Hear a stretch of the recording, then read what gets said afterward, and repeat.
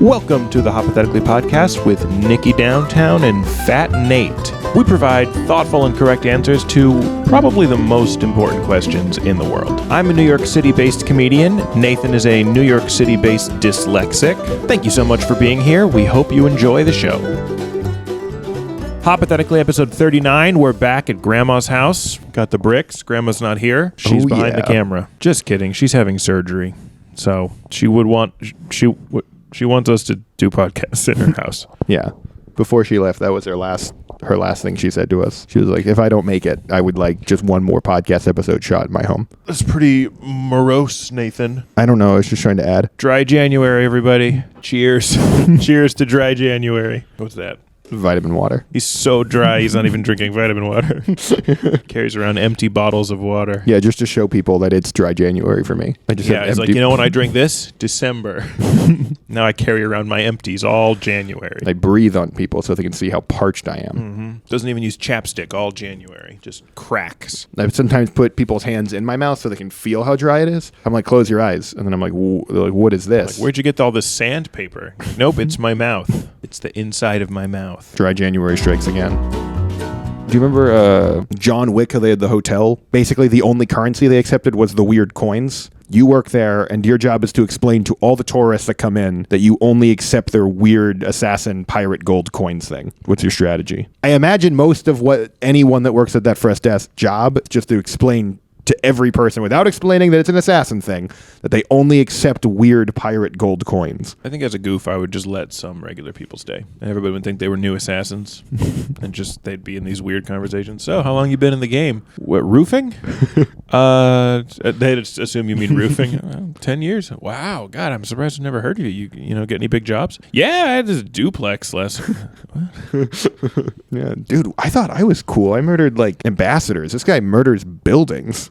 I don't even know how you kill those. Maybe they would think that he just, the way his assassins, he just pushes people off roofs. He's like, yeah, I was standing on top of this roof the other day. He's like, again, you were on top of the roof. You're always getting on top of the roof. It's like, yeah, I mean, where else would you? I mean, I do it behind an alley or from a long distance, but on the roof every time with you. You want a signature, huh? You get all these assassins going to Home Depot and like, dude, the guy told me you could just do it with all this stuff here. I don't understand. I feel like you need a gun or something, but he's like 10 years in the industry. Yeah. So do you bring a gun to your job? No, I don't bring a gun on the roof.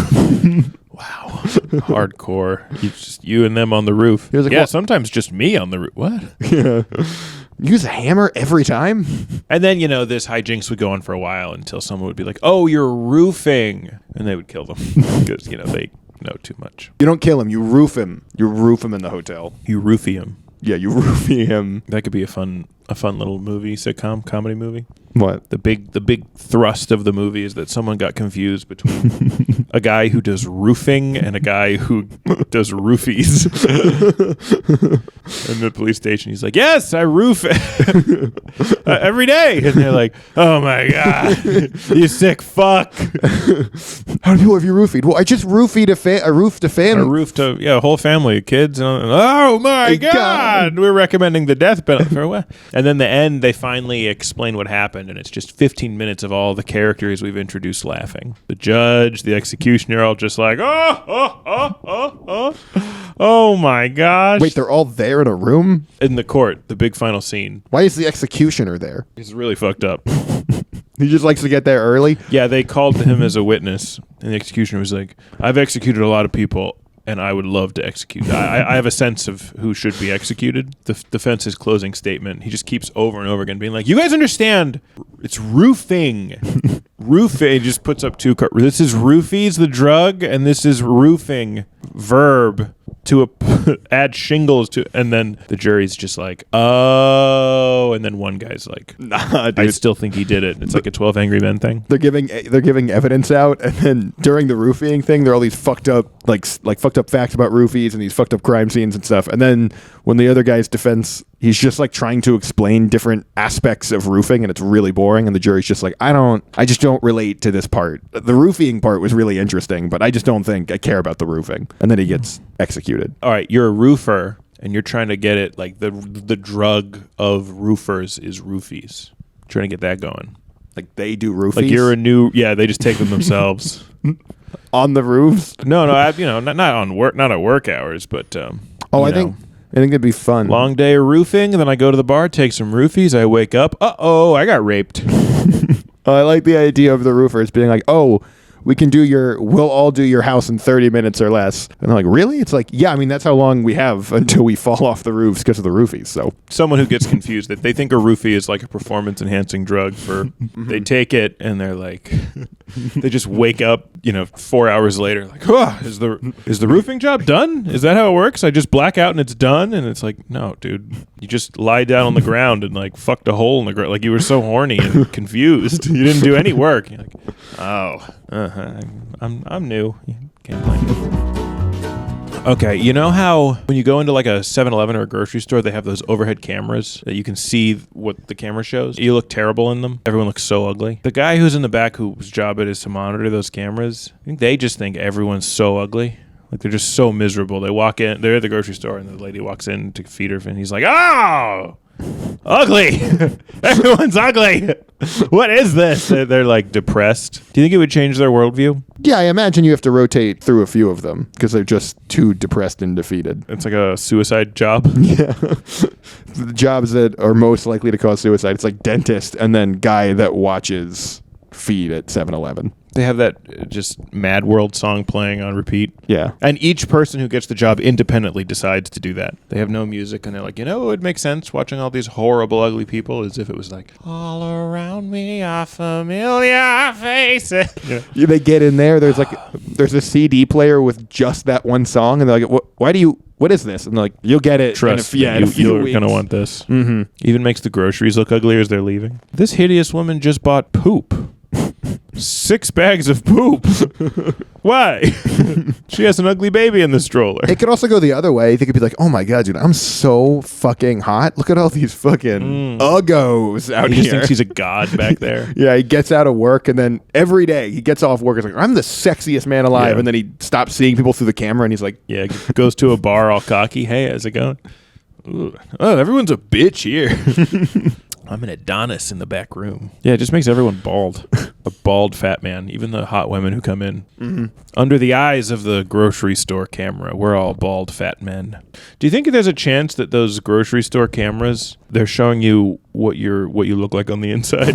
Yeah, I was going to say that's what it is. Like the Jack Black movie. Oh, I'm so ugly. It's because you're a piece of shit. Costco knows that you're a piece of shit. No, if that's how it worked, it should definitely... You know when you go into Walmart and you see those... they have like the screens that show you as you're purchasing and stuff. Yeah. Yeah, that's where that is. When you go to buy your stuff, you're like, oh. They just do it to get people to eat healthier.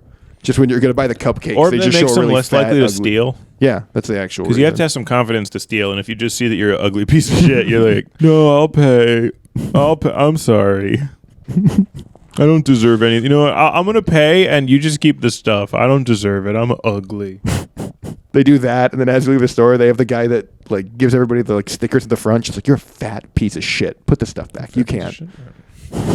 You can't steal from us. You ever look in the because we're obviously used to seeing what we look like in the mirror, but if you look into a camera that's reflecting back what you look like, you ever notice how not symmetrical your face is? Yeah. I find that information really tough to take. You think there was one guy that had a really unsymmetrical face that was just like, we have to put those cameras in? It's like, is it to stop theft? It's like, no, it's to show people we're all like me. It's like the fruit of knowledge when they realize they're naked. He gives them these cameras, and we all realize that we have lopsided faces. Yeah, they take a bite of the apple and they're like, I'm ugly as fuck. I look weird. I have a good side and a bad side. I don't have a bad side. What the hell, God? The reason he didn't want it to eat it's because he fucked up on the faces, and he's like, oh shit, because like some people like can't draw hands. God just like couldn't make faces quite right. He's like, maybe they won't notice. And then when they noticed, he was like, fuck. Sorry, guy. Just go. It was your fault. Yeah, it was you. You shouldn't have eaten the apple. God, now that I actually noticed it, you're kind of ugly. Shut up! Shut up! Satan wasn't even a bad guy. He was just like, dude, you guys are so fucking ugly. You have to know. There's no way. How are you so oblivious? It's fucking disgusting when I see you. I'm a beautiful, symmetrical snake. So Adam and Eve eat the fruit of knowledge, and then they realize they're naked. Mm-hmm. And then God discovers that they realize they're both just like covering their balls or their genitals from God. And God's like, what are you doing? Like, nothing. Why do you put your hands there? Why don't you move your hands? Well, why do you want it like God? So creepy. I like the idea that how God discovers that is God comes down naked and tries to give Adam a hug, and he's like, nope, no, Yeah, leaves the gap in the middle. What, are we not doing hugging? Yeah, I don't want to do dick to dick. What? How do you know about dick to dick? Who told you about dick to dick? Was it the snake? And the snake's like, don't do dick to dick. It's gay. Yeah, but it turns out God kicked them out. He was like, if you're not going to let me just see your naked ass bodies, you can't stay here. And they're like, now that we know that that's the deal, I think we're going to go.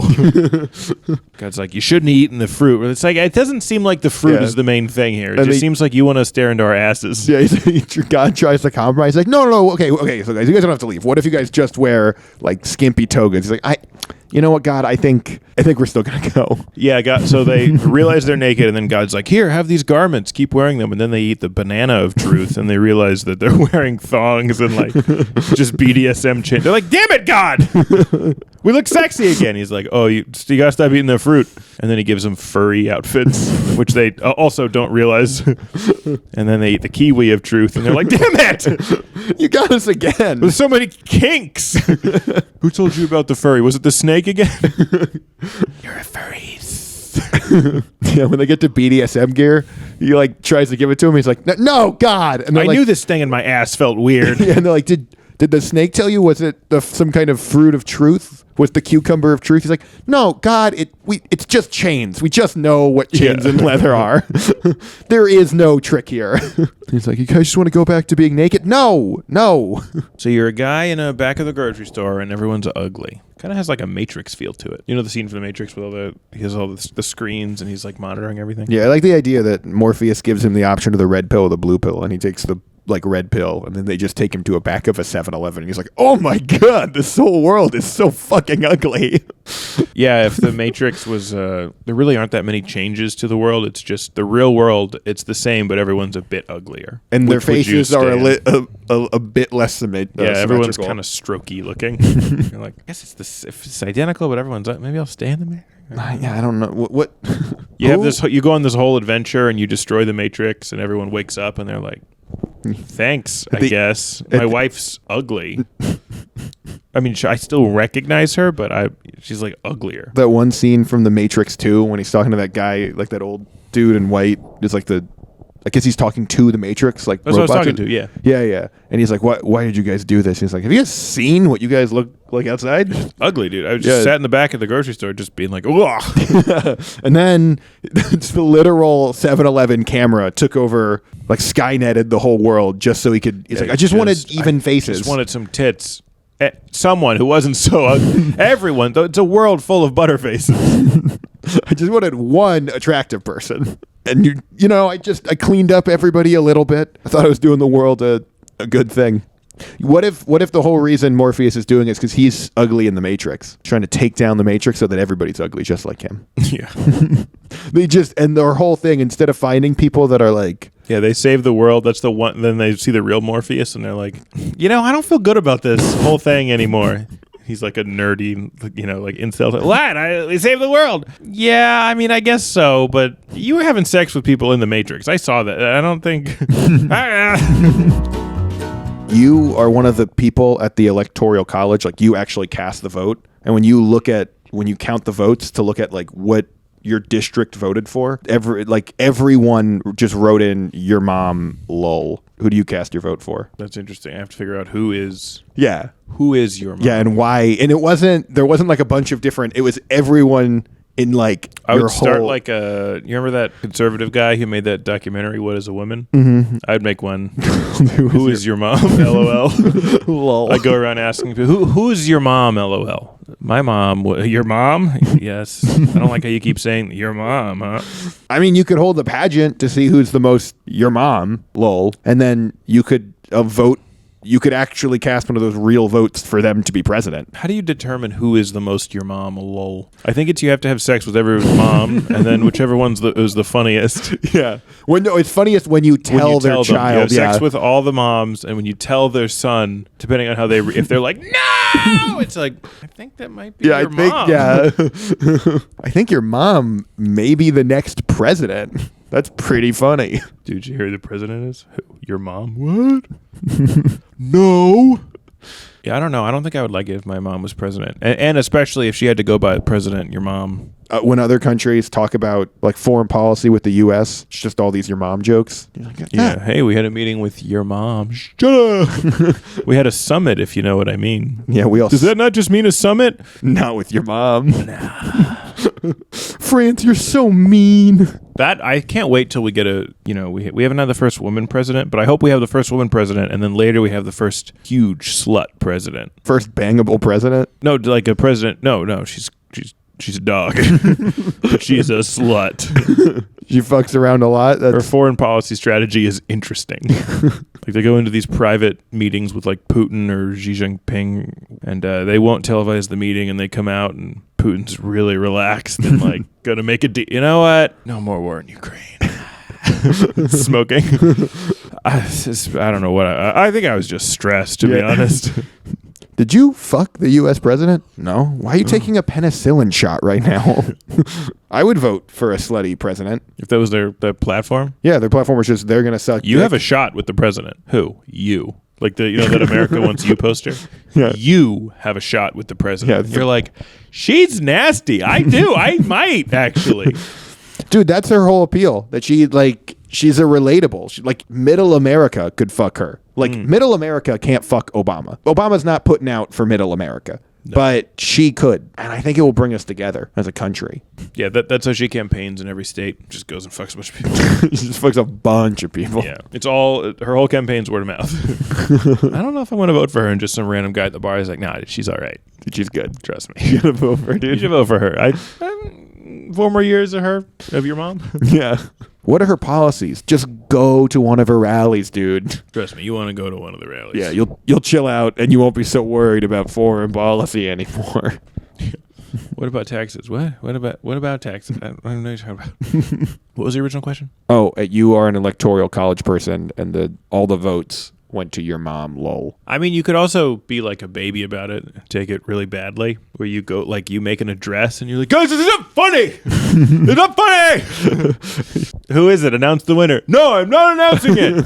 Who is it? No, you guys are dicks, America. Everyone in America's a dick. You go on, you have a press conference and you're like, hey guys, we are in a state where I'm legally required to vote for like whoever got the most votes. I do not know who I legally have to vote for. I do not want to go to prison. I don't think it's my mom you guys voted for, but I have to find a mom. This is a problem. Who would be your mom in America? Betty White. She's dead. So is Biden, but he's our president. Boom! Got him. Got him. I like that. Did you hear it? Yeah, I heard it. I have headphones in, so all I can hear is your voice. No one should have to be in this situation. It could be the mom from 70s show. Not after she made that 90s show. She could be VP. What are they doing with that? What are they doing? Yeah, she's not America's mom anymore. I would love if that 90s show was like all the new kids like really going for it, like, oh, let's go smoke in the circle, doing all this stuff. Like, oh, are we going to be dating or are we on again? And then it's just Kirkwood Smith and the lady who plays Kitty. They never have any lines. They're just in the back of every scene. Like, so fucking stupid. Like, they're just so over it. Hey, Red, what? That's dumb. What are you talking about? They're so drunk. I don't care. I don't care. Smoke weed. Hope you all die of fentanyl. Oh, sorry. That's not the 90s. What's the 90s? Clinton? I don't know. Instead of Red, his catchphrase being like, I'm going to put my foot in your ass, he's always threatening to kill himself. You damn kids in the basement, I swear to God, your foot in our ass. No, I'm going to put a shotgun in my mouth. Fuck. And then Kitty's like, oh, Red. I want to get another dog. I swear to God, Kitty, I don't want to be alive anymore.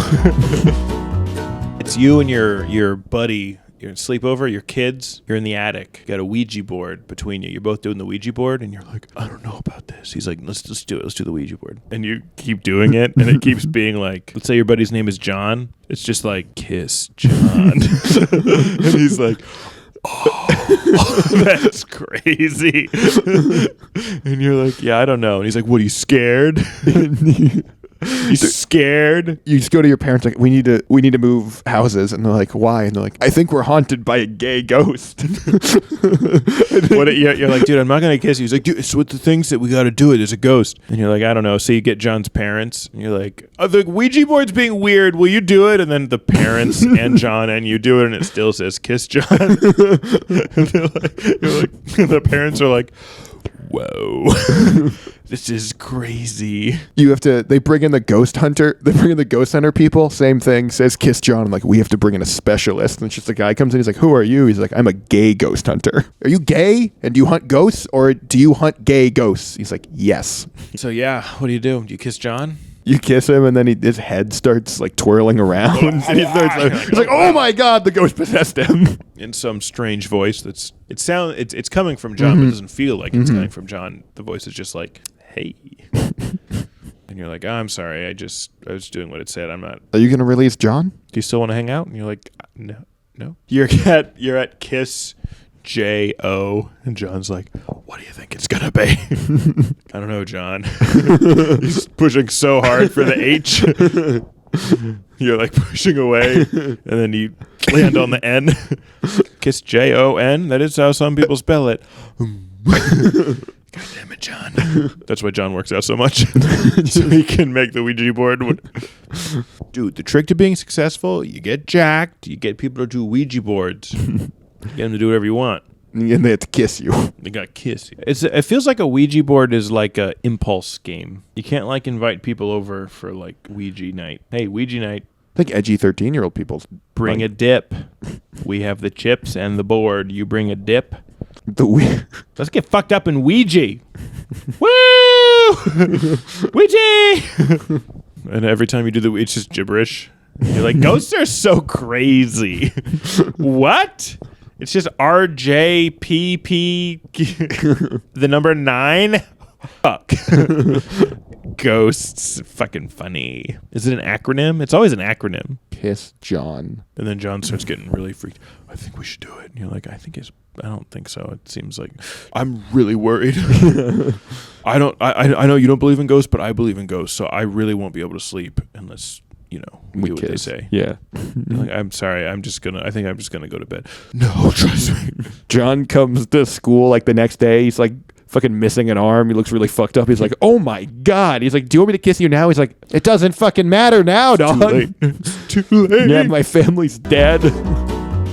It's like the end of the movie The Thing, where he like can morph into anything, but whenever you find him, instead of him trying to eat you, he just morphs his body into a middle finger and then just runs away. Just keeps giving you the bird. I guess give him the bird back. He's not resistant to fire. He doesn't like it back. he's like and you're like, fuck you, and he's like, he runs away. There's that scene. This is the rudest planet I've ever been to. There's that scene with the helicopter and the dog where he's trying to shoot him. She's like screaming, run! And they're like, why? And then the dog's face just turns into a middle finger, and all the people at the place are like, oh no! Yeah. Oh! It's all Italian. It only works if it's all like really Italian people, because he's like, and they're like, oh! Hey, oh! And then while they're distracted, he just eats them. They figure out the weakness is the bird. And like, why don't we just constantly do that at each other? He's like, no. We got to save them. I'm out. Someone, I'm out. Does anyone have any ammo? I'm out too. I don't got any middle finger left in me. I have some. It's just him and the monster. The monster's slowly walking up, and he's like really trying to get his finger up, but it's just so tired from all the birds he's given. He's just like, come on, just one more. Has anyone ever done that? Make like a cut of Dragon Ball Z where instead of every blast, they just do middle fingers. And when they get in those where their blasts are equally powered and they're locked and they're both so they're both like and it's like oh god. And then one guy wins and he's like, fuck you. He's like, yeah. Man. Damn it, I'm a piece of shit. And then he blows up. That part's the same. Goku has a middle finger so powerful it can blow up a whole planet. You have a kid. You're like, you need to behave in school. You need to listen to your teachers. Be a good kid. But just so you know, at any point, if you just flip off anyone, you will not get in trouble at home because that is too funny. Like you send like a kindergartner into school. Just if you ever find yourself feeling nervous or anxious, teachers, did you do your homework? Like, could you imagine a kid just... What are you? You're going to the principal's office. The principal's like, why did you think that was funny? We're calling your parents. And the parents are just like, what happened? Gotcha. And like, we are actually expelling your student. And then he's like, all the parents are like, yeah. No, they're like really like, oh my God, let's just go and let's have a conference and we can talk this out and figure out how we can adjust our behavior. They come in and then they just flick them off then.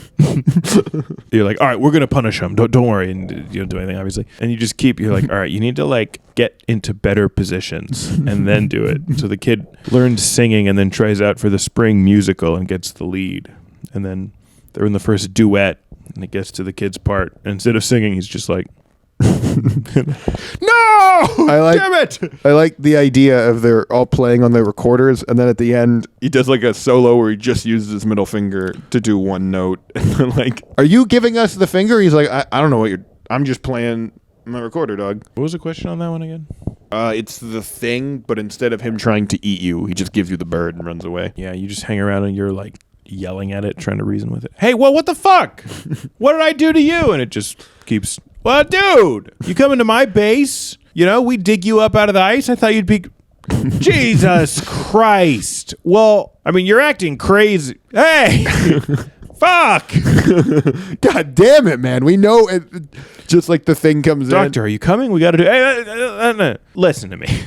Listen to me, you alien bit. Oh! There's like a scene where two guys, and then one guy starts to do that, and the other guy just shoots him because it's like the thing. And he's like, I wasn't the thing. I just thought it was pretty funny. Still, I mean, the ending is the same. You still have to kill him. He can't get into regular society. He could be anybody. He could just be giving anybody the bird. He has to die. Do you think it's more threatening if when he did that, he made his finger grow out so his like finger gets larger? If you have bigger hands, middle finger should mean more. Like if you have huge hands, you got to just go like... Yeah, you don't even go full middle finger. No, you go like, that's way too much. Like a nuke. All right, here's this scenario. You know those like old karate dojos or whatever where they'll do these like bullshit demonstrations where they like fake attack the main karate guy and then he like detours them with fake stuff. Or like the thing with the gun where he like... Yeah, all those. It's like gun. one of those. It's like a karate guy, and you're one of the students, and he wants you to like attack him, and then he does bullshit, and like you flip off of him or whatever, and it's like a fake thing, right? Mm-hmm. But he like announces what's going to happen, and then you have to do it, and he keeps like pushing it a little too far, where he's like, all right, watch, this guy's going to attack me. I'm going to use this defense, and he's going to cry. And you're like... Come on, try to chop me. You try to chop him, and he grabs your wrist, and he's like, you have to be like... How far would you go if he's like, now watch this move, which makes my opponent shit themselves? Yeah, it's kind of hard to act. I'm nervous. I mean, I would do it with full confidence. You'd be like a good acolyte and just shit and cry. I would like to believe that when he like grabbed my wrist and I was supposed to shit, it's like, I'm not. Just keep being like, no, just try readjusting it. I'm not shitting yet. Just try one more time. Yeah, get right. Yep. Do that, maybe twist to the left more. Like when like homophobia was bigger and being gay was less acceptable, you could start a dojo that was like self-defense, where you're like, yeah, so when they karate chop you, if you look deeply into their eyes, they'll fall in love with you, and then you have to make out with them. And then it's just a gay community. Hiya. And then you know how when they first did, and then a couple of really intense preppers are like, "This is making a lot of sense." And then when they first did MMA and they really actually battle tested all the different types of martial arts to figure out which ones really work and which ones don't. And they find out this weird gay type of fighting is actually the best. Yeah. Or the shitting yourself actually works. It's an MMA fight. The guy beats the fuck out of the guy, and he's like on the ground, and Joe Rogan's like, "Wow, you just got knocked out. What do you think?" And he's like, "Check the other guys. shorts. And then Joe Rogan's like, oh my God, he shit himself. It's a draw. They tied. He knocked that guy out, but he shit himself. One guy is in an arm bar, and he's like, there's no escape, just tap. And he's like, there's one escape. And he grabs the dude's wrist with his hand. Just makes him shit. I give up. This is so embarrassing. If you could actually get like a big boxing or like MMA fight with like two of the like Conor McGregor versus Mike Tyson, and they sell all these tickets like $15 million worth of tickets, and they coordinated where they just make out for all the rounds. They just make out the whole time. And they're like, every once in a while they slap each other and then just go back to making out. I actually saw an MMA fight where in the beginning of the fight, when they were like getting real close, one guy just pecks the other dude and he gets disqualified immediately. They were just like, no, dude, you got to leave. And they interviewed him later, and he was just like, I don't know what came over me. He was like, as if he was in some kind of like trance. That's the other guy's strategy.